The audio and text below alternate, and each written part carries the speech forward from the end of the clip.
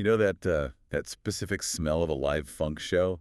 Or, well, at least you can probably imagine it, right? Oh, absolutely. It's incredibly distinct. Right, you think of this, like, packed, dimly lit room. The Mm. air is just thick and heavy. Yeah, totally drenched in sweat. Exactly. You picture this band up on stage, completely sweating through their clothes, just feeding off this wild energy from the crowd. Right, and they're probably deep into like a 15-minute jam session or something. Yes, where the guitar player is just riffing entirely off the cuff, and the bass player is doing these, sonic backflips, essentially. Oh yeah, just flying all over the fretboard. And the drummer is laying down this massive rolling beat. And the whole thing is held together by it's this unpredictable, deeply organic energy. It's pure chaos, really.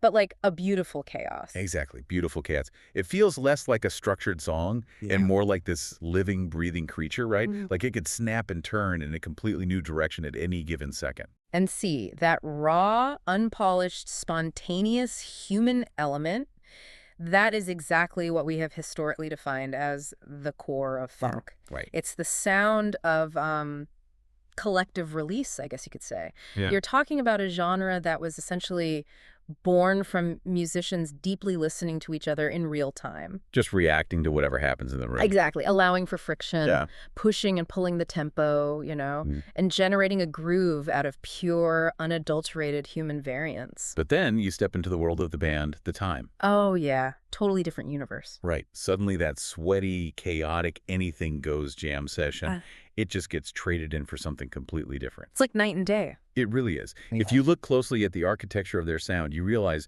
you are looking at a musical landscape that is, honestly, surgically precise. Surgically is the perfect word for it. I mean, it is tight, it is controlled, it's almost intimidatingly clean, you Yeah. know? It is the absolute definition of controlled groove.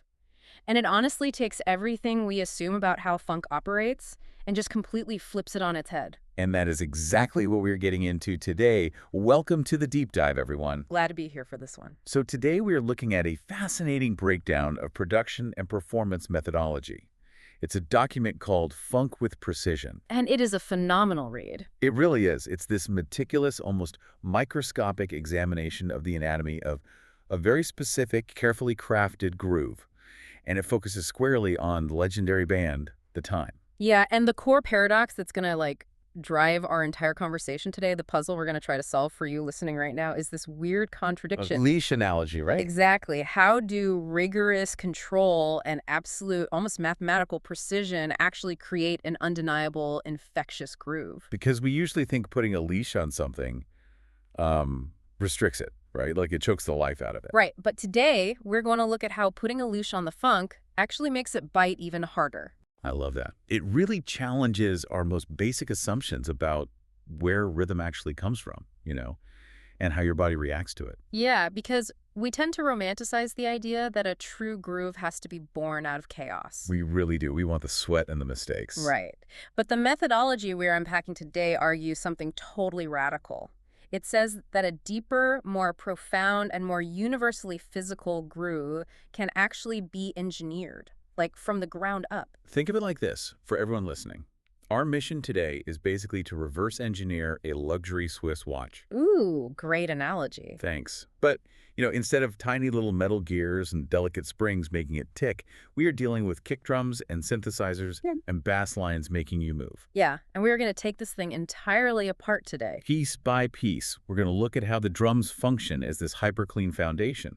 Then we're going to examine how the synths and bad lines are built right on top of that foundation without, muddying the waters. And then we'll pivot, right? Exactly. Then we pivot to look at how this very deliberate, decades-old architecture actually makes this music a secret weapon for DJs today. Which is such a cool revelation in the source material. It's mind-blowing. And finally, we will explore the actual philosophy of how to mix and experience these tracks. It's all about embracing patient transitions and letting the rhythm completely dictate the pace of the room. It really is a full journey. I mean, we're going from the microscopic mechanics of a sound wave all the way to the psychology of you, the listener, just standing there on the dance floor. So let's get right into it. Section 1. The anatomy of this controlled groove versus organized chaos. Let's do it. When you study the traditional approach to funk, like we said, The defining characteristic is looseness. Yeah, it's all about extended jams, live instrumentation that just stretches out endlessly. And a kind of organized chaos that gives the genre its massive energy. And we really, really have to give that traditional approach its due before we move forward, because that organized chaos is brilliant. Oh, absolutely. It's legendary.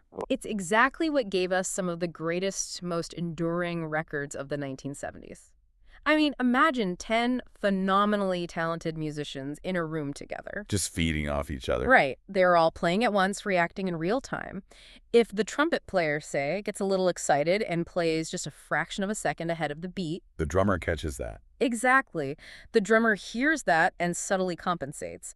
And then the bass player feels that shift and just leans right into it. So the energy of the track literally comes from the friction, like the push and pull between the actual human beings playing it. Yes. It is human error and human reaction turned into high art.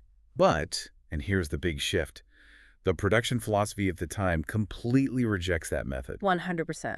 They throw it out the window. Their sound is defined by an immediate, noticeable precision. There is no push and pull. None. There is no friction at all. And the entire philosophy starts with the foundation of the track, which is the drums. Right, because in traditional funk, the drums are always rolling and splashing everywhere. Splashing is a great word for it. But in this precise style, the text notes that the drums don't just, hit. They, quote-unquote, land clean. Yes, land clean. And if we really dig into the physics of audio engineering for a second, the concept of a drum landing clean is incredibly profound. Okay, unpack that for us. What does landing clean actually mean physically? Well, in a traditional chaotic funk jam, a drum hit isn't just the isolated sound of the wooden stick hitting the drum skin. Right, it's more than that. It is an entire ecosystem of sound. You hear the stick hit, yes, but you also hear the wooden shell of the drum resonating. Oh, sure. You hear the sound waves bouncing off the physical walls of the recording studio and then coming back into the microphone. Like a natural reverb? Exactly. You hear the cymbals ringing out, and that high-pitched ringing physically bleeds into the microphone that is supposed to be capturing just the snare drum. Wow, so it's really messy. Very messy. You have this constant overlapping wash of sound. There is always a sonic tail to every single hit. A sonic tail. I like that. It's like a comet of sound just smearing across the track. Every beat drags a little bit of noise behind it. That's exactly what it is. And when drums land clean, all of that excess, all of that smearing is entirely stripped away. It's just gone. Gone. The methodology dictates that every snare and every kick drum must be placed exactly where it needs to be, completely devoid of excess or sonic overlap. So what does that sound like in practice? In practical terms, this means the sound of the drum starts instantaneously and it stops instantaneously. No echo. No echo. There is no smear. There's no room noise echoing in the background. When the snare hits, it cracks like a whip.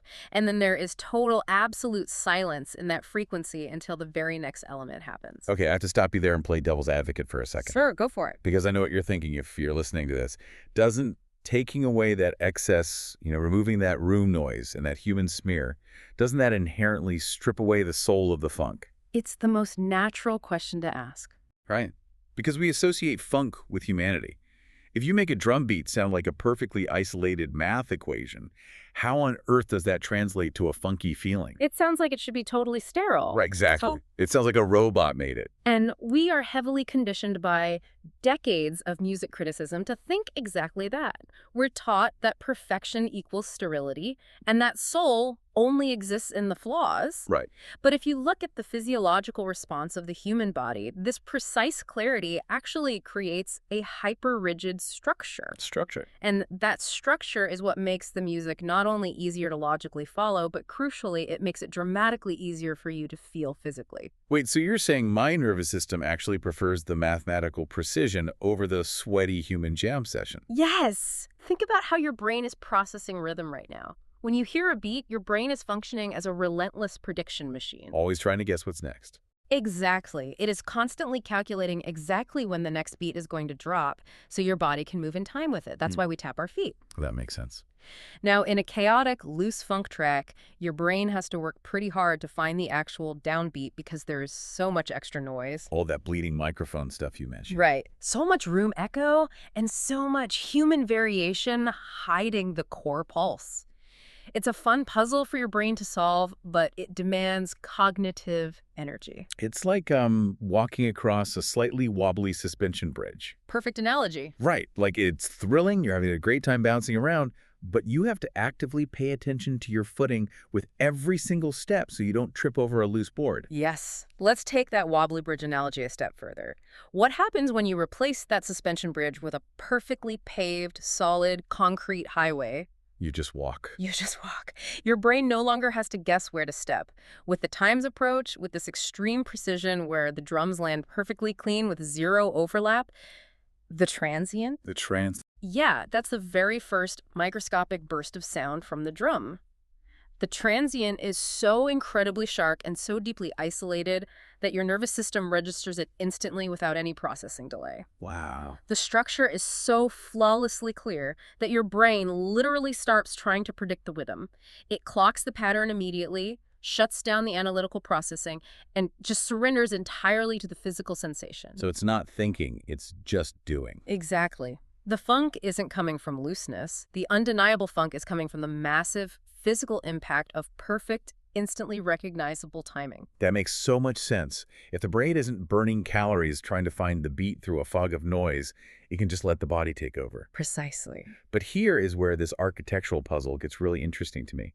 Hmm. Because if the drums are this clean, sterile foundation, this solid concrete highway, as you said, you can't just throw a bunch of messy, chaotic instruments on top of it. No, that would ruin everything. Right. If you have a clean drum beat and then a guitarist comes in playing a sloppy, washed-out riff, it completely ruins the architecture. You've just dumped mud all over your pristine highway. Exactly. So we really need to look at what is actually built on top of these incredibly clean drums. And this brings us to the synthesizers and the bass line. The sharp edges and the deep anchors. Let's break down the synthesizers first. The source material gives a very specific, almost restrictive instruction on the role of synths here. Yeah, it's a very strict rule set. Instead of floating in the background or filling up empty space just for the sake of making the track sound full, these synths are commanded to act strictly as accents. And we really need to highlight what a massive departure this is from how synthesizers were being used at the time. Because it was the 80s, right? Mhm. Synths were everywhere. Everywhere, and frankly, it's different from how they are still used by most producers today. Usually producers use a synthesizer like a thick coat of primer paint. They just use it to cover up all the empty space in a track. Oh yeah, like those big atmospheric pads. Exactly. You've heard those big ambient synth pads in 80s pop or modern electronic music.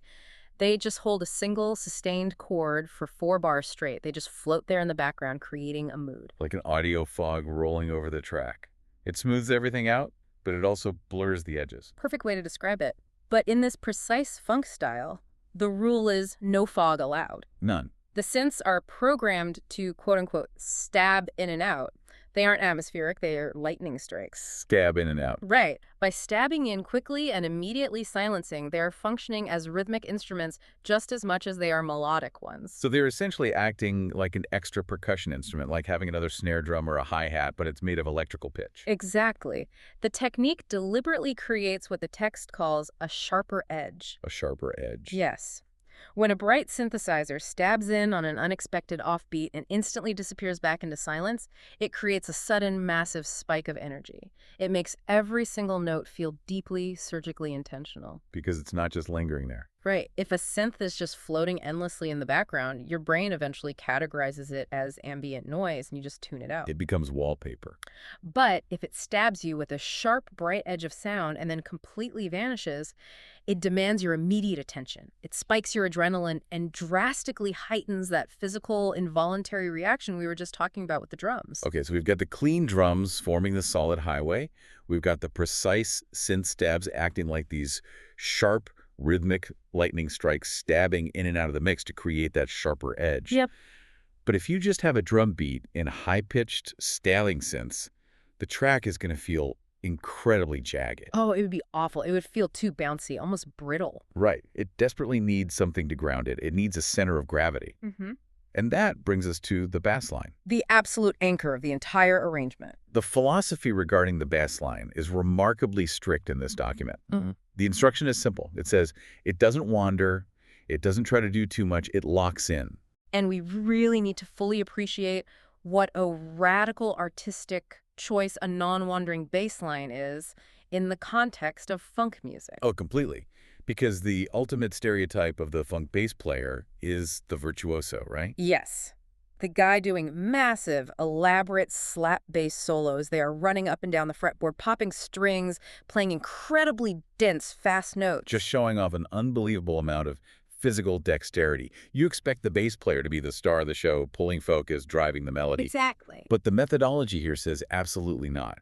The bass sits firmly in the pocket and does nothing but anchor everything else around it. It anchors the entire arrangement. I was trying to visualize how this works, and you can think of it like a massive circus tent. Okay, I'm tracking. So you've got the high wire acts doing crazy flips. You've got the trapeze artists swinging through the air at high speeds. That's your sharp, stabbing sense and your crisp staccato drums. Right, the flashy stuff up top. But what is keeping that entire spectacle from collapsing into a chaotic pile of canvas? It's the one giant, incredibly heavy, solid tent pole planted dead in the center of the ring. Oh, that's good. That pole doesn't move, it doesn't dance, it doesn't do acrobatic tricks, but it is the exact reason the rest of the canvas can flap in the wind without the whole structure flying away. That visual perfectly encapsulates the mechanical function of the bass in these tracks. That unyielding consistency is exactly what allows the rest of the arrangement to breathe and operate without losing its overarching direction. Right, because if the pole moves, Imagine if the bass player decides they want to be the trapeze artist. They start wandering around the fretboard doing a complicated, flashy fill every 4 bars. Suddenly your tent pole is shaking. the foundation wobbles. Yes, the foundation wobbles, the listener's brain gets distracted from the core groove, and that pristine precision is entirely lost. By locking in, playing the same crucial notes with perfect timing and flat out refusing to wander, the bass creates a safe, deeply reliable anchor for the listener's ear. It is essentially a masterclass in ego death. Truly.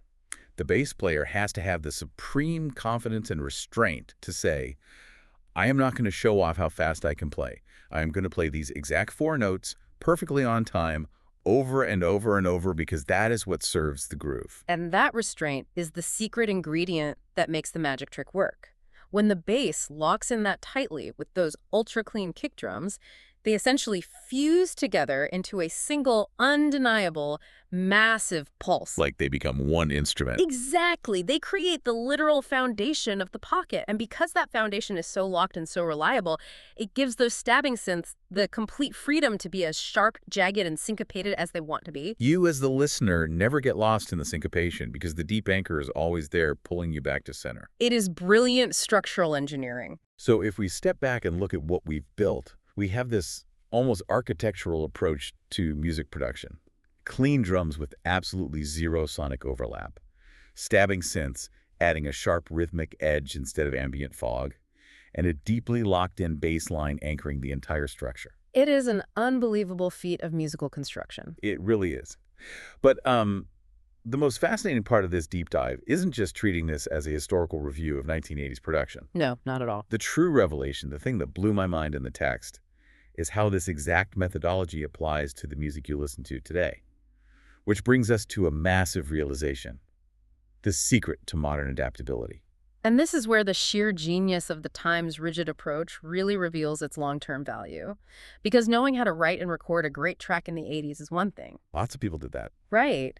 But having that exact track function flawlessly in a modern context, alongside music produced 40 years later on modern computers, is something else entirely. If you look at the major problem with playing older records today, it really comes down to density, doesn't it? Yes. Density is the enemy of modern mixing. A lot of classic older records feel inescapably tied to their era because of how incredibly dense and unstructured the recordings are. Let's connect this back to the evolution of audio engineering to understand why that happens. We talked earlier about that organized chaos. The live jam sessions. Right, the 10 musicians playing in a room together. Well, when you record 10 people playing simultaneously, all feeding off each other, they are naturally filling up every single available sonic frequency. Because they're all just going for it. Exactly. There is sound everywhere. The rhythm guitar is overlapping with the frequencies of the keyboard.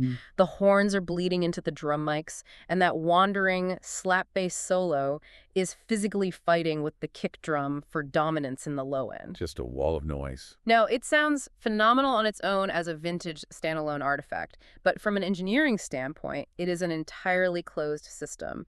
The sonic real estate is 100% occupied. Right. So put yourself in the shoes of a DJ working today. Okay.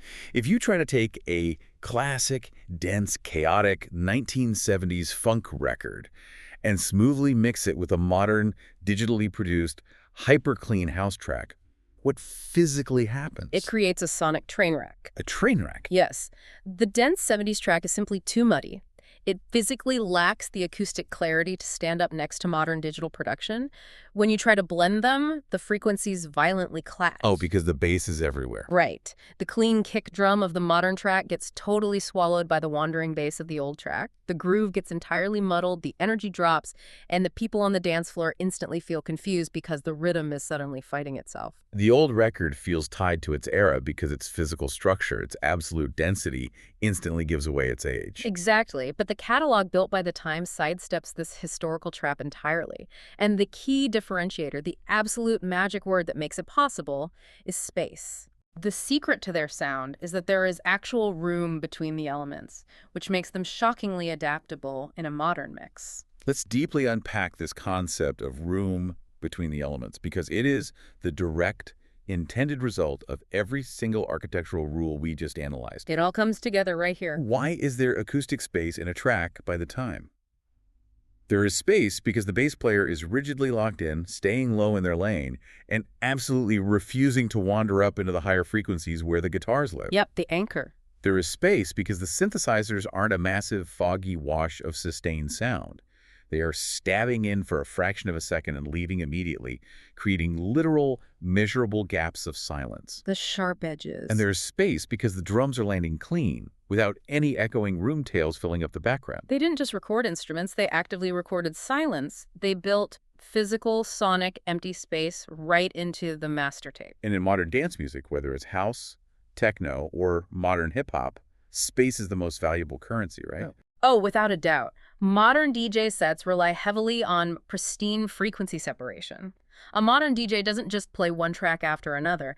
They need room in the track to layer multiple elements together. They're building a new song live. Exactly. They might want to take the groove from the time, loop a heavy modern sub-bass underneath it, and then layer an a cappella vocal track from a completely different artist over the top of it. But if the original track is already packed to the brim with dense, chaotic sound, you can't add a single thing to it. No, there's no room.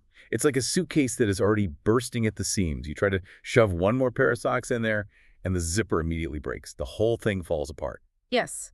But what the time did, by utilizing this intense precision, was hand modern DJs a beautifully organized, half-empty suitcase. A half-empty suitcase. I love that. By engineering this music with such strict discipline and forcefully stripping away all the excess noise, they effectively future-proofed their music. That's incredible. A DJ today can take one of these precise tracks, drop a massive, modern, four-on-the-floor electronic kick drum right underneath it, and it fits flawlessly. Why? Because there is literal acoustic space waiting for it. The original elements are so mathematically separated that modern tools can manipulate, slice, and layer them as if they were recorded yesterday. That is just mind-blowing to think about. By being so relentlessly disciplined with their groove, they effectively anticipated the technical needs of DJs working decades in the future. Whether they meant to or not, they did it. But having the perfect tool is only half the battle, right? Yeah. Just because a track is built with this brilliant acoustic space doesn't guarantee a good experience if the person playing it doesn't understand the underlying philosophy. Oh, absolutely. A good track can still be ruined by a bad mix. Exactly. If you hand a perfectly balanced samurai sword to someone who just wants to hack at a tree, they are going to ruin the blade. And that brings us to the actual tactical methodology of playing this music. This is where we move from the studio to the stage. This is the art of the mix. And the text says it is entirely centered on one difficult concept: embracing patience. Embracing patience. This is the moment where the philosophy shifts from purely musical analysis to a deeply psychological instruction manual for the DJ and the listener. The directives on how to actually handle these tracks in a live setting are incredibly explicit. The core instruction is, and I'm quoting here, you don't have to rush transitions. You don't have to force blends. Don't rush, don't force. Right. The underlying architecture of the music physically gives you the room to sit in it. It allows you to extend moments and let the grooves ride out significantly longer than you normally would in a standard DJ set. Room to sit in it. That is such a fascinating directive, and it relies 100% on that acoustic space and structural integrity we just broke down. Because the structure holds up. Because the track is structurally flawless. Because the bass is anchoring the tent pole and the clean drums are keeping mathematically perfect time, the DJ is relieved of a massive psychological burden. They don't have to scramble. Right. Think about what it's like to DJ a chaotic, loose track that constantly pushes and pulls the tempo. It feels like the track is always on the verge of falling apart. That's stressful. It really is. As the person controlling the music, you feel anxious. You feel this intense pressure to quickly mix out of that track and bring in the next song before the live drummer loses the tempo or the energy drops. You're constantly trying to rescue the mix. You are mixing out of fear. Yes, mixing out of fear. You are using quick transitions to cover up the structural flaws of the recording, but when you are dealing with a track built with the precision of a Swiss watch, you don't have to rescue anything. You can just let it tick. You trust the machinery. It gives the person behind the mixer the confidence to pull their hands away from the equipment and simply extend the moment. But I've got to ask you, and I'm sure anyone listening who has been to a club recently is wondering the exact same thing. In today's world, is that level of patience actually realistic? It's a very fair question. Because we are living in an era of hyperfast scrolling. We have micro-attention spans. We consume media in 15-second clips on our phones. There has to be an overwhelming temptation for a DJ to rapid-fire through tracks just to keep a restless crowd engaged. Oh, the temptation is huge. It's drop after drop, mashup after mashup, bombarding the listener with constant stimulus so they don't get bored and walk off the dance floor. Doesn't letting a single groove just, ride for minutes at a time risk completely losing a modern audience. It is an incredibly real temptation, and you've just perfectly described how the vast majority of modern mixing is executed today. It's an arms race of attention. An arms race, exactly. But the philosophy behind funk with precision violently rejects that approach. The core tenet here is that fundamentally this is not music that demands speed. It does demand speed. Exactly. Playing it fast, rushing the blends, rapid firing through the best parts of the track that actually destroys the entire intention of the music. It ruins the magic. It does. If you try to force a meticulously crafted, spacious groove into a hyperactive, attention-deficit mixing style, you obliterate the very structure that makes it funky in the first place. The instructions are completely uncompromising on this point. This music actively rewards patience. Rewards patience. It rewards timing. And most importantly, above all technical skills, it rewards feel. I really want to drill down into what rewarding patience looks like in practice. If you are standing at the DJ deck, or frankly, if you are just a listener curating a playlist in your headphones on the train, what does embracing that patience actually entail? It entails actively resisting the urge to interfere. Resisting the urge, that's hard. It means having the sheer nerve to let a simple 4-bar loop play out for 16 bars or 32 bars or even 64 bars without touching a single knob. Just letting it ride. But why? To let the audience physically and neurologically sync up with the rhythm. Remember what we discussed earlier about your brain constantly calculating the downbeat? The prediction machine, yes. Exactly. If a DJ constantly changes the track, constantly forces new vocal samples, constantly rushes into the next song, the listener's brain is forced to constantly reset its calculations. The audience never actually gets to settle down. They are permanently stuck on that wobbly suspension bridge. Every time they find their footing, the DJ yanks the bridge in a different direction. That is a perfect way to describe it. They are constantly reacting instead of experiencing. But if the DJ has the immense discipline to just let that locked-in bass and those hyper-clean drums do exactly what they were engineered to do, the audience finally crosses the bridge. They hit the concrete highway. Yes. Their brains stop calculating the math and they just start feeling the physical weight of the groove. But achieving that takes a massive amount of confidence from the DJ. You have to stand there, hands completely off the mixer, looking at a crowd that is used to constant stimulation, and trust the groove to do the work. You have to trust the music over your own ego. You have to understand that tension can be built naturally, simply through the hypnotic power of repetition, rather than artificially creating tension by slamming in a new track every 45 seconds. It makes me think of pouring an incredibly complex, expensive glass of wine. Okay, I like wine. And then having the discipline to force yourself to sip it slowly over the course of an hour instead of just taking it like a shot. Right. Sure, the rush of taking the shot might feel exciting for a brief second, but you completely bypass all the subtle notes and the craftsmanship that went into making it. You miss the whole point. And that reliance on feel, on having the patience to sip the wine, brings us to the ultimate goal of both the listener and the DJ. This is the pinnacle of the experience, the final stage of our deep dive, finding the pocket and letting rhythm guide. This is the philosophical peak of everything we've discussed. This is the exact moment where the cold, mathematical mechanics of the recording studio perfectly intersect with the human psychology of the dance floor. The ultimate instruction for experiencing this music is profound. It dictates that your goal isn't just to, quote-unquote, hear the music, it is to physically settle into it. Settle into it. You are instructed to let the rhythm entirely guide the pace, instead of you trying to control it. Letting the rhythm guide the pace instead of trying to control it, that concept raises a massive, almost existential challenge regarding control and human ego. It really does. Think about it. Whether you are the DJ curating a set for 1,000 people, or you are just a listener walking down the street with your headphones on, human beings naturally want to dictate their own experience. We want to skip ahead to the chorus. We want to fast forward to the bass drop. Exactly. We constantly try to artificially control the pace of our own consumption. We absolutely do. We always want to be the one driving the car. Right. But this precise methodology is explicitly telling you to take your hands off the steering wheel.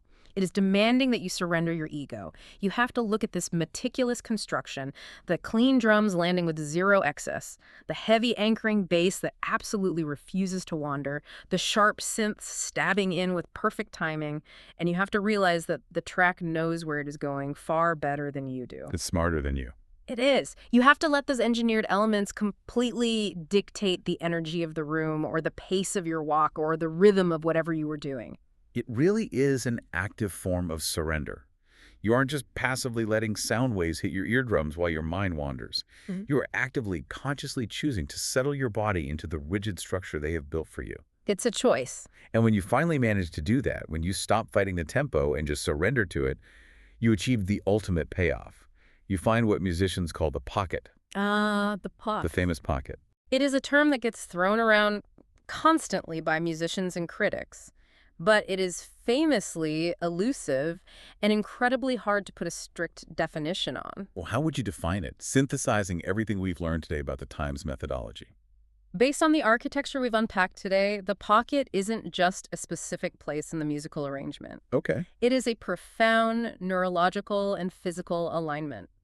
It is the exact fleeting moment when the mathematical precision of the music perfectly matches the physiological and psychological state of the listener. When everything just clicks. Yes.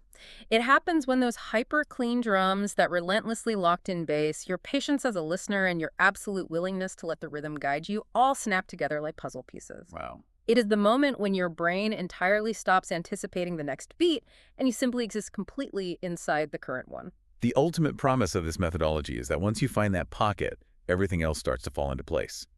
It sounds almost spiritual, like achieving a pure flow state where thought disappears and only action remains. Because it genuinely is a state of flow.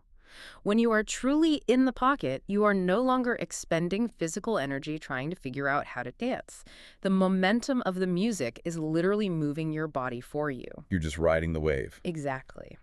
From the DJ's perspective, they are no longer stressing and sweating over the timing of the next transition. The immense gravity of the current track is carrying the entire room. Everything falls effortlessly into place precisely because the foundational architecture is flawless. And that realization brings us full circle to a quote that introduced this whole concept in the text. A quote that perfectly closes out the thought. It says, "That's Tuesday. We in the groove now. Tomorrow we talk personality." Such a great line. When you first hear the phrase, "we in the groove now," it just sounds like a cool, casual sign-off from a musician having a good time. But after spending this time completely unpacking the microscopic architecture of this music, that seemingly simple phrase carries a massive amount of weight. It carries weight because our entire perspective has shifted. We now know, unequivocally, that getting in the groove was absolutely not a happy accident. It wasn't luck. No, it was not the organic result of a lucky, sweaty jam session where 10 guys happened to be feeling good on a Tuesday afternoon. It was engineered. It was meticulously, flawlessly, mathematically engineered from the ground up. Every single sharp edge of the synthesizer, every deep anchor of the non-wandering bass line, and every microscopic moment of empty space left between the clean drum hits was explicitly designed with one singular purpose: to relentlessly pull your body into that pocket. To make you feel it. Yes. Being in the groove isn't magic. It is the inevitable, calculated, physical result of funk with precision. Wow. We've covered some serious ground today, and honestly, you completely rewired how I'm to listen to music going forward. Mission accomplished then. Let's do a quick recap of the journey we just took for the listeners. Mm-hmm. We started by aggressively challenging the traditional idea that funk has to be a chaotic, messy, human endeavor. Right, the sweaty jam session. Exactly. We discovered instead how the time utilized incredibly clean drums that physically land clean with absolutely zero sonic overlap or room echo, to build a solid, perfectly timed concrete highway that relieves our brains of cognitive load. The prediction machine gets a break. Right. Then we saw how a bass line that strictly refuses to wander acts as a deep anchor, a massive tent pole that allows the rest of the intricate musical arrangement to breathe and syncopate without falling apart. The circus dance stays up. And we looked at how synthesizers were deployed not as a foggy, ambient wash of background noise, but as sharp, highly rhythmic percussion stabs that add an undeniable adrenaline-spiking edge to the groove. Furthermore, we explored how that exact rigid architecture, specifically the literal acoustic space left between the instruments, makes this decades-old music a devastating secret weapon for modern DJs. The half-empty suitcase. Right, it fits perfectly into modern, clean frequency mixes and allows for heavy layering because it isn't weighed down by the muddy, overlapping density of typical historical recordings. And finally, we learned that to truly unlock the power of this precise funk, you must actively embrace patience. You cannot rush the transitions. You cannot give in to the modern temptation of rapid-fire mixing. You have to resist the urge. You have to let the groove ride, surrender your ego and your need to control the pace, and let the rhythm guide you until you finally slip into that perfect, undeniable, effortless pocket. It is a masterclass in how strict discipline ultimately creates total freedom. It really is. And with that, we are going to leave you to go find your own pocket. Thank you so much for joining us on this deep dive. But before you go, we spent this entire time analyzing the mechanics of music and DJing. But the core philosophy here extends far beyond the dance floor. Oh, absolutely. Think about the mechanics of your own life. If strict precision, forcefully removing excess noise, and locking into a single reliable foundational anchor is exactly what creates the most infectious, timeless, and adaptable groove in music. Well, where else in your modern, hyper-cluttered life could you apply this methodology? That's a great question. What chaotic, wandering elements could you intentionally strip away today to stop the noise, find your center, and finally settle into your own daily pocket? Something to think about. See you next time, everyone.